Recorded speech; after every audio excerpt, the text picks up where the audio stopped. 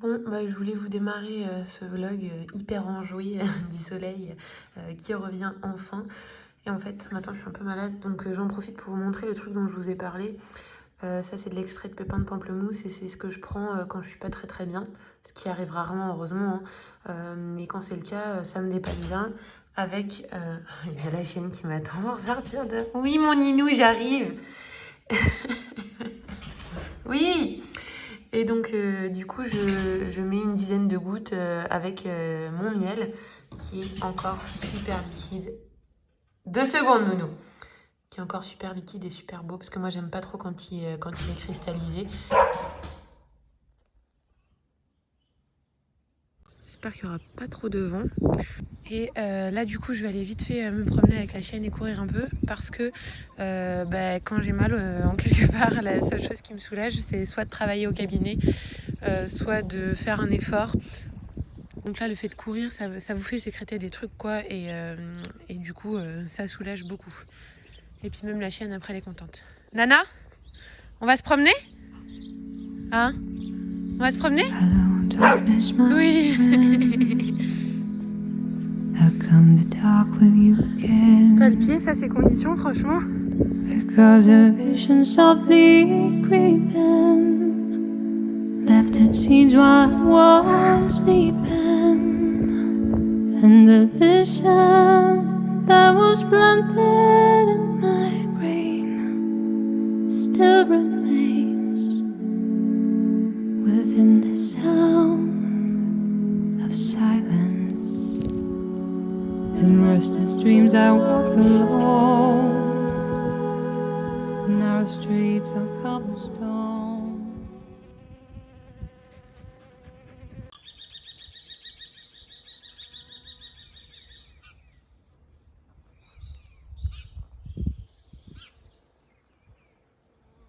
Je revis là, vraiment, ça fait vraiment du bien ce soleil. Ah, ça avait trop manqué, mais vraiment trop manqué.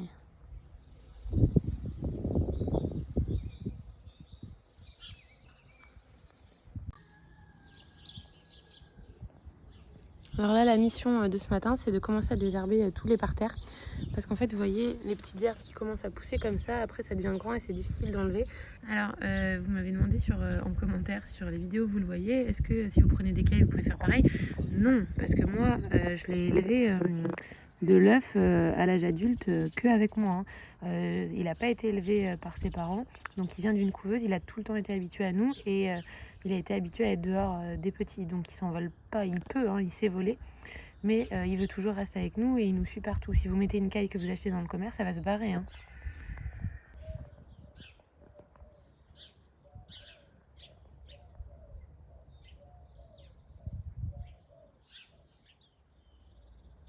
Bon, alors là, du coup, on a le petit chou du jardin minuscule. Je vous montrerai tout à l'heure. Alors, je sais pas si c'est des lapins ou des campagnols, mais ils ont rongé en fait la tige du chou alors qu'il avait pas fini de paumer. Bon, bah, ça fait quand même un petit repas, hein. C'est sympa avec des pommes de terre, mais un peu dommage qu'on n'a pas eu notre grosse pomme de chou. Mais c'est pour vous montrer que l'avantage d'avoir son potager, en fait, c'est que même quand vous avez des petits pépins, c'est pas grave, vous pouvez quand même rebondir. Vous avez quand même un petit peu à manger, même si c'est moins que prévu, c'est pas la fin du monde. Alors que pour un maraîcher, par exemple, c'est catastrophique parce que ça, il peut pas le vendre, quoi. C'est ça qu'ils m'ont fait, les petits salopios. Ils m'ont coupé ici un rat. Et du coup, je le vois, il baissait la tête et toutes les feuilles, elles étaient là. Alors, ça m'énerve en fait. Ce qui m'énerve chez les lapins, c'est qu'au lieu de manger le truc en entier et de le rentabiliser, ils te coupent le machin. Ils ont mangé quoi, 1 centimètre et tout le reste, voilà. Heureusement que je m'en suis rendu compte et que j'ai pu manger un petit peu, mais c'est du gaspillage, quoi. Donc ça, je vais le donner aux canards. Ils seront contents. Je suis hyper contente parce que je leur avais mis un pain de sucre. Tout simplement parce que j'avais peur la première année, en fait, je leur en avais pas mis, j'avais perdu. Alors je sais pas si c'était à cause du varroa ou enfin bref. Du coup, cette année, j'ai voulu faire vraiment comme les apiculteurs classiques et ensuite tenter des trucs. Donc j'aurais quand même mis un pain, mais je suis hyper contente parce que vous avez vu, elles ont mangé que ça. Alors que celui-là, c'est le pain que j'ai mis en début janvier, hein. Donc il y en a qui mangent un pain par mois. Donc ça veut dire qu'elles avaient quand même beaucoup de réserves.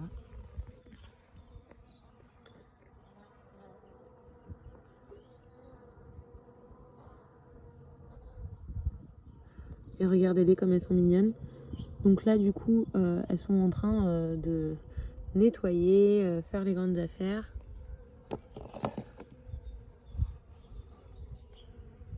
Recharger un peu les batteries avec du pollen qu'elles vont chercher.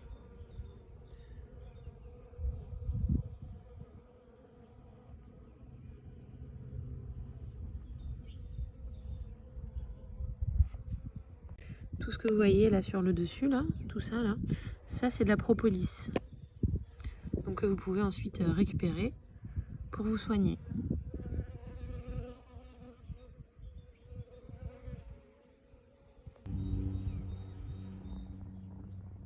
Vraiment l'année prochaine je mettrai beaucoup plus de crocus parce que là vraiment les abeilles elles adorent ça. Il n'y a pas beaucoup de fleurs en ce moment hein, donc regardez mes petits fraisiers que je vous avais montrés, ils ont bien tenu, ils n'ont pas gelé. Il y en a juste un là qui est mouru, je sais pas ce qui lui est arrivé, mais les autres sont bien en place. Pareil pour là, le thym, il est très joli, très mignon, en pleine forme, bien vert, il est même en train de faire des petites pousses. Et là, c'est... Qu'est-ce que j'avais mis ici? Je me souviens plus. Ah oui, là j'avais mis des licris, l'herbe à curry, c'est pareil.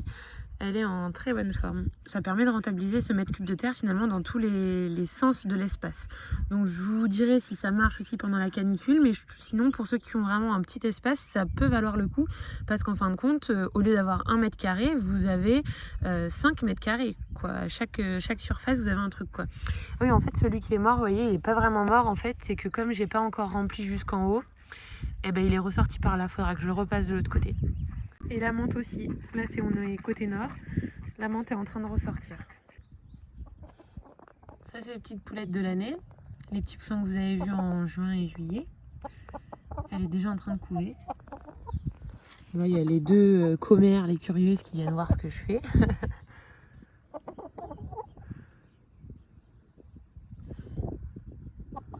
Alors qu'est-ce que t'as sous toi ma cocotte? Bah oui, mais je peux pas te laisser faire ça. Faut que je les ramasse. Hop. Attention cocotte. Tu me menaces là. Allez, fais ton petit pompon. Elles sont trop mignonnes parce que du coup elles ont gardé la houppette des poules nègres de soie, mais avec des couleurs intéressantes et le poil, enfin le plumage classique. Elles sont vraiment belles. En ce moment on a 4 œufs par jour à peu près. Vous avez vu on n'a aucun de la même taille puisque comme c'est tout croisé, il n'y a pas une seule qui a la même génétique. Mais bon, ça c'est pas trop grave. Du coup ce week-end s'il fait beau, ce que je vais essayer de faire avec Abel c'est de commencer à débroussailler un petit peu une partie de la clôture, enlever les vieux piquets, enlever le barbelé. Et ensuite on remettra des piquets de châtaignier propres. Puis petit à petit il faudra débroussailler, mais il y a vraiment un gros boulot de débroussaillage quoi. Après là les moutons qu'on prend c'est des ravas. C'est une race de moutons ancienne d'Auvergne. Et ils n'ont pas forcément besoin d'un abri. Hein. Donc là on a presque toute l'année quoi pour arranger ce petit abri quoi. Alors l'avantage c'est qu'il est sur le cadastre en fait, donc on peut tout à fait le restaurer pour mettre les moutons, il n'y a pas de souci. Comme ça fait une petite annexe. Bon là elle doit faire 30 mètres carrés, peut-être 40 mètres carrés à peine, même pas. Et ça fait une petite annexe légale on va dire.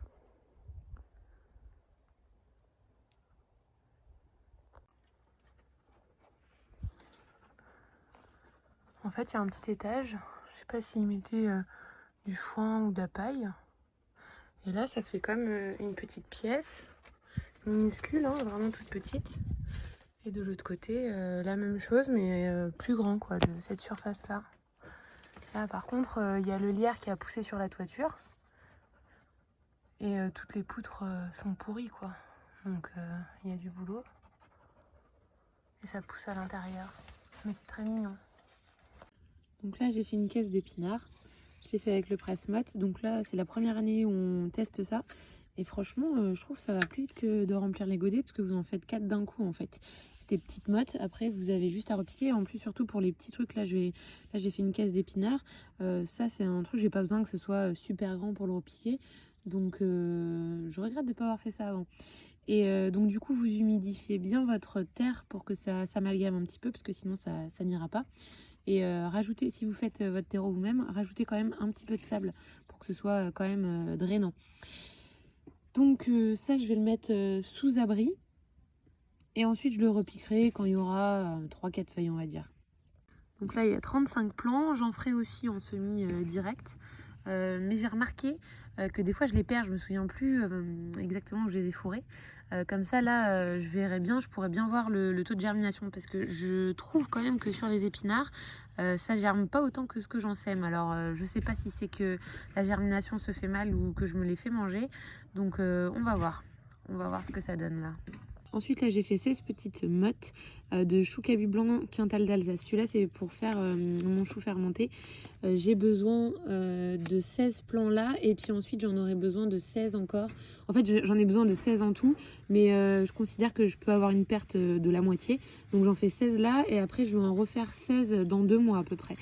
Pour étaler un petit peu les récoltes. J'ai pas besoin de tout d'un coup. Là, je vais déjà en faire 16.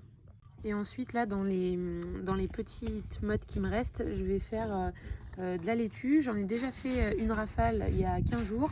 Donc moi, ce que je sème en général en cette période, c'est la laitue paumée hâtive d'Everly et la laitue paumée la première. Ce sont deux salades très précoces. Donc voilà, c'est pour ça que j'ai choisi celle-ci tout simplement pour cette période. Il faut compter à peu près une trentaine de laitues tous les 15 jours. Si vous comptez que vous en mangez, enfin nous on aime bien en manger hein, souvent, hein, donc pratiquement une tous les 2 jours quoi. Donc plus on en donne au poulet, au canard, donc il nous faut une trentaine de plants tous les 15 jours quoi. Et là du coup j'ai fait des lignes de carottes dans ces bacs là.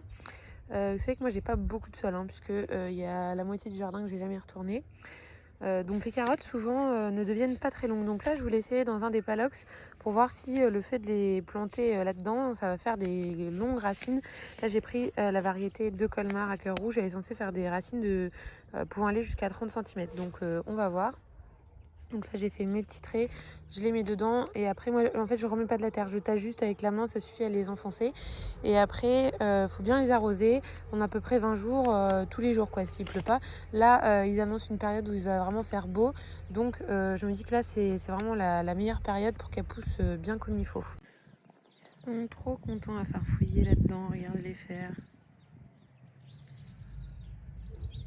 Donc là ensuite, entre les rangs, je vais semer des radis puisque eux, ils vont être prêts très vite. En fait, les radis, ils vont être pratiquement récoltables que les graines de carottes auront à peine commencé à lever. Donc je vais mettre en interrang les radis. Et ensuite, une fois que j'aurai récolté les radis, je paillerai puisque les petits plants de carottes auront commencé à pousser. Pour l'instant, là, je vais pas pailler, tout simplement parce que sinon, les carottes, elles n'auront pas la puissance de traverser le paillage. Donc là, vous enlevez tout en fait quand vous faites des petits semis comme ça. Donc là maintenant, on a déjà fait l'ail à l'automne. J'en refais encore une série maintenant. Alors l'ail, j'ai pas besoin de la semer dans des endroits bien nickel comme ce que je vous ai montré tout à l'heure avec les carottes. Je le mets directement dans mon jardin foufou. Et il n'y a aucun souci et surtout je le mets au pied des arbres parce que apparemment ça aurait des propriétés pour toutes les maladies cryptogamiques, hein, donc tout ce qui est fongique quoi. Donc du coup j'en mets toujours quelques gousses au pied des arbres. Là je vais en mettre par exemple une vingtaine au pied de ce nafi et puis voilà. Là je suis en train de ramasser, il y a de la mâche qui a poussé comme ça au milieu des mauvaises herbes. Donc je vais en ramasser et le reste je vais tout enlever pour mettre l'ail à la place. Là il y a beaucoup de persil aussi qui est ressemé. J'en ai partout là même qui poussent dans le chemin, que ça se ressème tout seul. Donc ça c'est bien parce que même s'il y a de la concurrence, ça s'en fout comme en 40 hein.